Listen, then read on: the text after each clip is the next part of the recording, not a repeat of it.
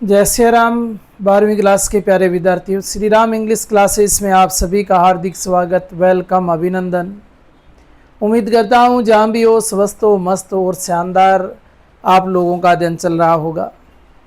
Shri Ram English classes के इस YouTube channel पे अपने 12वीं क्लास के कंप्लीट सिलेबस को का अध्ययन कर रहे हैं और हर एक टॉपिक को बड़े शानदार तरीके से अपने धीरे धीरे हर एक टॉपिक का शानदार तरीके से सॉल्यूशन करते जा रहे हैं, धीरे धीरे उसको पढ़ते जा रहे हैं, बढ़िया तरीके से समझते जा रहे हैं।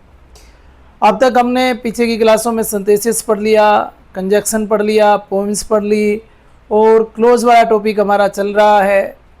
एप्लीकेशन भी देखी है, जॉब एप्लीकेशन को भी हम देख चुके हैं, तो उसके साथ साथ हमने पैराग्राफ भी देखे हैं। तो जो विद्यार्थी नए जुड़ रहे हैं उनसे निवेदन रहेगा कि पहले वाली क्लासें अगर आपको सिंथेसिस, कंजक्शन या फिर पोइम के रेफरेंस, कॉन्टेक्स्ट, एक्सप्लेनेशन देखने हैं तो आप पहले की क्लासें भी जो प्ले लिस्ट में उपलब्ध हैं वहाँ जाके आप देखिए। वहाँ आपके लिए थोड़ी सुविधा है कि जैसे ही आप प्ले लिस्ट को ओपन करोगे उसमें पोइम की अलग है, सिंथेसिस की प्ले लिस्ट अलग है, जो पैराग्राफ, लेटर वगैरह जो है वो सारे एक जहाँ कॉलम बना रखा है, जो प्ले लिस्ट बना रखी है क्लास 12th के लिए, इंग्लिश फॉर क्लास 12th, उसमें सारी क्लासें हैं। तो सुनिएगा, अपने क्लोज पढ़ रहे हैं और क्लोज की आज सेकंड क्लास है, पार्ट 2 है। क्लोज में हमने कल पढ़ा था नाउन क्लोज के बारे में और नाउन क्लोज की हमने डेफिनेशन देखी थी, नाउन क्लोज का यूज़ कैसे करते हैं, किस सिचुएशन में होता है। और फिर हमने नाउन क्लोज को भी 2 भागों में बांट दिया था और नाउन क्लोज को 2 भागों में मैंने कहा अपने 2 में पढ़ेंगे, अपनी सुविधा के अनुसार इसको डिवाइड किया था। एक तो वो जहाँ दैट कंजक्शन का प्रयोग करते हैं, दूसरा वो जहाँ क्वेश्चन पूछे जाएंगे जिसको मैंने कहा क्वेश्चन क्लोज। तो दैट क्लोज अपना कल कंप्लीट हो गया था और आज पढ़ना है क्वेश्चन क्लोज को। और क्वेश्चन क्लोज के भी हमने 2 पार्ट कर लिए। एक तो वो क्वेश्चन जो WH वर्ड वाले हैं, दूसरे यस नो टाइप वाले क्वेश्चन जो होते हैं उनको। तो सबसे पहले मैं आपको WH वर्ड क्लोज बताऊंगा और लास्ट ईयर एक क्वेश्चन यस नो क्वेश्चन में से पूछा गया था, यस नो क्वेश्चन क्लोज में से पूछा गया था, उसकी भी अपने चर्चा करेंगे आज की इस क्लास में।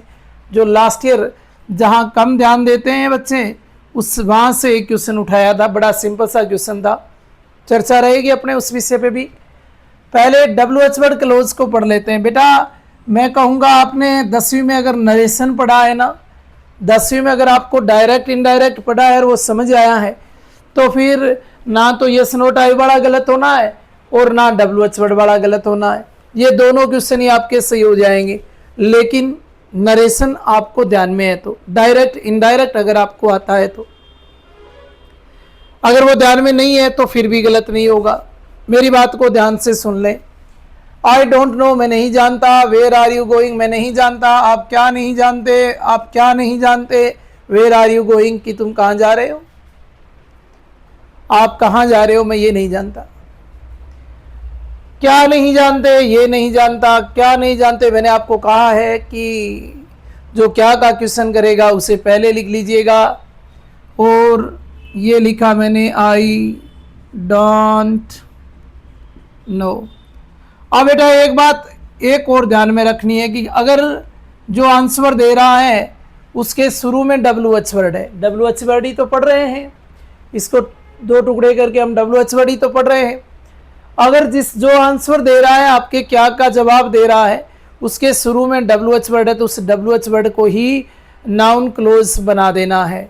अर्थात यहाँ जहाँ आप दैट लगा रहे थे वहाँ इस फुल स्टॉप की जगह अब हमने वेयर लगा देना है। अब ये WH वर्ड नहीं रहा, अब ये क्लोज का काम करने लग गया। अब इसका मतलब भी कहाँ नहीं रहा, अब इसका मतलब भी जहाँ हो गया। इस बात का ध्यान रखना। अब आप मेरे को एक बात बताइएगा, डायरेक्ट इनडायरेक्ट वाले क्वेश्चन को आपने अगर हल किया है तो ये मान लीजिए आपने RV को चेंज कर लिया, RV के बाद अगर RS की शुरुआत WH वर्ड से आ रही थी तो कोमा, इन्विटेड कोमा के स्थान पर आप WH वर्ड ही लिख रहे थे, लिख दिया। उसके बाद क्या लिख रहे थे, सब्जेक्ट लिख रहे थे।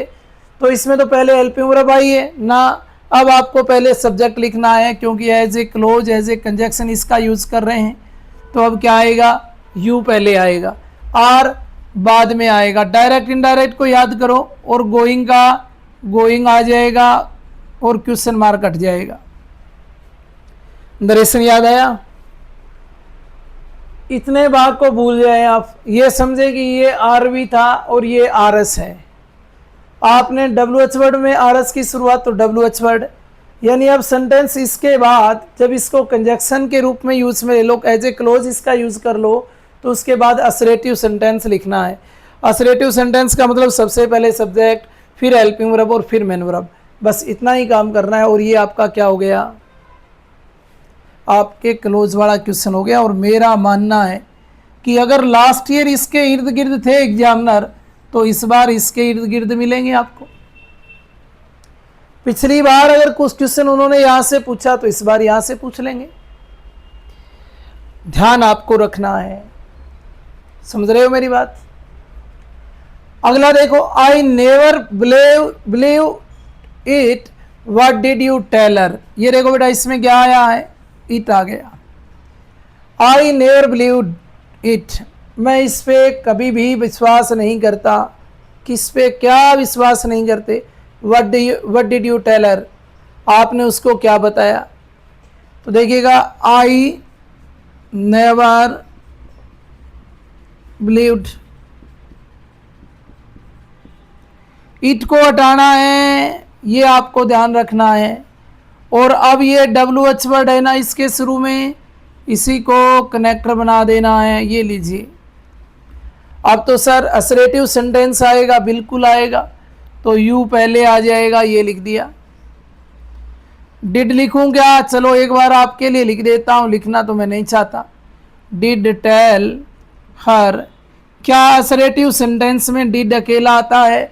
डिड के साथ तो नोट आता है, इसका मतलब डिड भी नहीं आएगा। और जब आप डिड को हटा रहे हैं, तो आप बखूबी जानते होंगे कि वर्ब पास्ट में था, ये प्रेजेंट में हम कैसे कर देंगे। और ये पास्ट में था, तो इसको पास्ट में करने के लिए आपको यहाँ टेल नहीं, टेल का क्या करना पड़ेगा, टोल्ड करना पड़ेगा। मेरी बात समझ में आई कि आपको? उम्मीद करता हूँ समझ रहे होंगे, समझ आ रही होगी। यहाँ डिड को हटाया ना बेटा, तो पास्ट टेंस था, तो पास्ट तो करोगे ना, टेल का टोल्ड हो जाएगा। अगला क्वेश्चन देखो, मे आई नो इट, ये देखो इसमें फिर इट आ गया। When can I go home, तो मे आई नो, क्या मैं जान सकता हूँ। व्हेन को यूज में ले लिया हमने, इसकी शुरुआत डब्ल्यू एच वर्ड से हो रही थी, हमने डब्ल्यू एच वर्ड को ही कनेक्टर बना दिया। सब्जेक्ट लिखेंगे बेटा पहले, तो सब्जेक्ट हमारे पास तो है आई, तो आई लिख दिया। उसके बाद था कैन गो होम, इसमें कैन को हटाएंगे का ना, इसमें हटाने की जरूरत नहीं है, कैन को हटाने की जरूरत नहीं है। Can I go home, sorry I can go home. I don't know who is she, I don't know, I don't know, I don't know. अब देखो इसमें डब्ल्यू एच वर्ड दे रखा है हूँ, तो इसी को अपने लिख देंगे यहाँ, ये लिख दिया। अब सब्जेक्ट पहले तो सी पहले, और उसके बाद is. I don't know who she is. तो इस प्रकार से क्वेश्चन क्लोज को आपको करना है। उम्मीद करता हूं कि क्वेश्चन क्लोज का क्वेश्चन आपको समझ में आया होगा। दैट नाउन क्लोज को भी आपने समझ लिया होगा, और उसमें अपने डब्ल्यू एच वर्ड कर चुके हैं। यस नो टाइप की बात कर लेते हैं। लास्ट ईयर यहाँ से क्वेश्चन पूछा गया था, 2024 में यहाँ से क्वेश्चन आया था। हो सकता है इस बार 2025-6 में यहाँ से पूछ लें, 24-5 में यहाँ से पूछा गया था। इर्द गिर्द ही बात रहती है, ज़्यादा इधर उधर एग्जामिनर जाते नहीं, ज़्यादा टफ क्वेश्चन आता नहीं। लेकिन बात सिर्फ समझ की है कि एक बार हमने समझा तो फिर समझ हमारे अगर आ जाता है क्वेश्चन, तो फिर कोई प्रॉब्लम नहीं। क्वेश्चन इस प्रकार से आया था, ऐसा क्वेश्चन था हूबहू, यही क्वेश्चन मान लें भले आप। He asked me you are coming with me, और आपको दो ऑप्शन दे के यहाँ पूछ रखा था कि दैट का प्रयोग करोगे या इफ का प्रयोग करोगे। अब आप जाने इस क्वेश्चन का जवाब क्या होगा, फटाफट सोचिएगा और अपना आंसर लिख लें। इस क्वेश्चन का जवाब आप सोचें और इसका आंसर लिखें। और जब आपने इसका जवाब सोचा होगा तो दैट सोचा होगा। He asked me that you are coming with me, लेकिन मैंने दैट नहीं सोचा, क्योंकि मेरे को इतना याद था कि मुझे डायरेक्ट इनडायरेक्ट वाली बात याद थी, और अगर आपको वो याद है तो कोई दिक्कत नहीं। ही आस्क्ड मी, उसने मुझसे पूछा, क्या पूछा, तो नाउन क्लोज है। You are coming with me, कि तुम मेरे साथ आ रहे हो क्या, तो वो उत्तर दे रहा है। अब रही बात यहाँ जब आस्क्ड की बात आती है तो नरेशन मुझे बढ़िया तरीके से याद है। डायरेक्ट इनडायरेक्ट में यहाँ जब आस्क्ड होता है तो इसका मतलब डेफिनेटली पहले यहाँ क्या था, यहाँ पहले हेल्पिंग वर्ब होगी या WH वर्ड होगा। हेल्पिंग वर्ब होगी, WH वर्ड तो दिया नहीं, दैट इफ दो दिए हैं, और दैट तो तब लगता जब यहाँ टोल्ड दिया होता, तो दैट तो इसमें नहीं आ सकता। इसमें क्या आएगा, इफ आएगा। अगर आप लोगों को डायरेक्ट इनडायरेक्ट वाला याद होता तो फिर ये वाले क्वेश्चन में कोई प्रॉब्लम ना होती। अब ये वाला देखिए, I don't know she is ill or not, या फिर आपके पास दो ऑप्शन है, इफ आएगा दैट आएगा।